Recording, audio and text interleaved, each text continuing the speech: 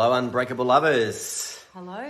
Hey, today we're talking about finding romance after kids. So let's face it, as people come together, if you come together and you haven't got kids, and there's a lot of sparks, there's a lot of romance, there's a lot of wooing, there's a lot of private times, but sometimes it's not quite private when you've got kids, and you've got to get a bit more creative, don't you, Fee? We do. It gets crazy after kids. Like, yeah. You just remember how much less time you have and how exhausted you were. You're juggling, work, and you're juggling kids, and it's quite a thing. Well, you've got to really work at it. I mean, romance dwindles if it's not constantly you're getting intentional about it. So you've got to look at ways to how do you keep that spark alive. So how do you, Fee, keep that spark alive, or how do we do it? Well, one of the things that I know to be true now is that real connection happens in those very, very small moments. I know a date night is amazing. I know a holiday is amazing. Like, all of that's fantastic. But it's the kind of things where,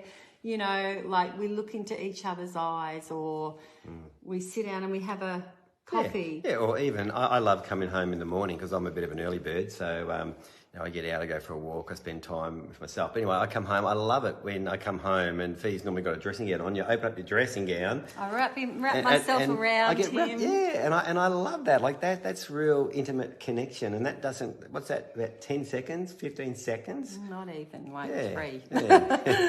Yeah. But things like, text during the day, or, when I know that Rick's stressed or got something really big on, I'll text him during the day. But even at home, by really listening, listening. So often we're very busy and we're not listening to each other, and we're like, righto, like those that's good. kind of moments where we listen and lean in to our partners. That makes us feel connected. It makes us feel emotionally connected, and that makes romance very easy.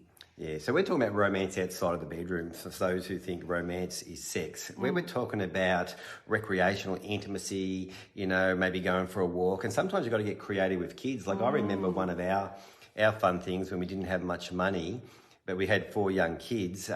Camping for us was put the kids in bed at 6 o'clock at night, and pulling the mattress out and put it in front of in the living room and watching a movie, and that was our camping for the night, wasn't it? It was I love that, just getting creative. Or even being outside, like we'd light a campfire outside, small little fire, and the kids might be part of that for a little while, but then they'd go to bed and we'd get a real intimate night together.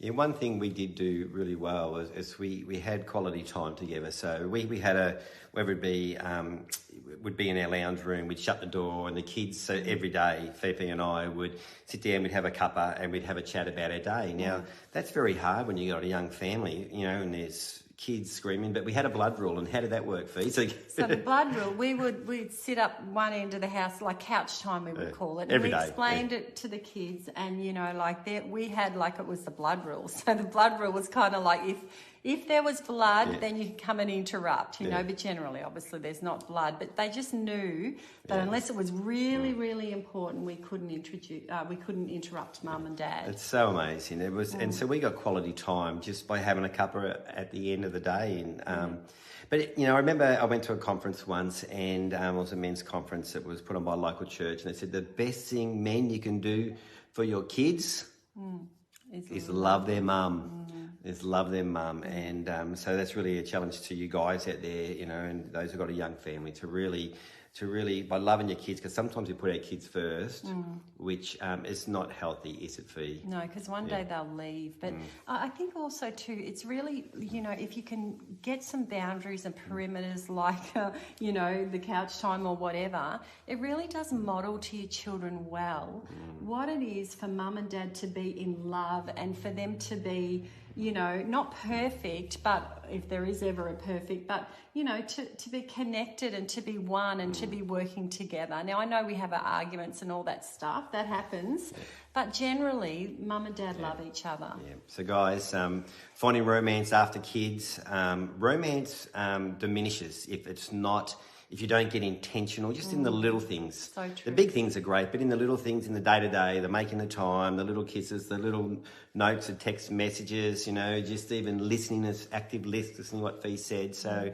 we want to encourage you to get intentional about leaning in, connecting with your partner, so you don't have to wait for the kids to move out of the house before that romance can get come back to life again. Good one. Yeah. Thanks, guys. See you later. Bye.